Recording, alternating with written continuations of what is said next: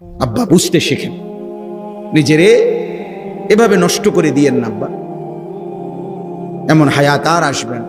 প্রতিদিন যুবকও মারা যায়, বুড়াও মারা যায়, কোলের বাচ্চাও মারা যায়। এই এখন আমি একজন ভাই আমার সাথে জড়ায় ধরে কাঁদছে ওইখানে চান্দিনা, যে হুজুর আমার বাচ্চাটা আজকে জন্ম নিছে, আজকে আবার মারা গেছে। লোকটা অজরে কাঁদতেছে, দোয়া করে।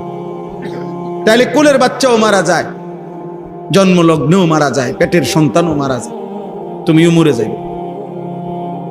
তোমাকে যতক্ষণ আল্লাহ হায়াত দিছেন নাফরমানির জন্য না, জিনার ব্যভিচারের দৃশ্য দেখার জন্য না। মুসলমানের সন্তান এত বড় অসভ্য হইও না। একটা লজ্জাস্থানের জন্য, একটা লজ্জাস্থানের চাহিদার জন্য এমন সুন্দর হায়াত জন্তু জানোয়ারের মতো নষ্ট করে দিও না, কুকুর বিড়ালের মতো নষ্ট করে দিও না।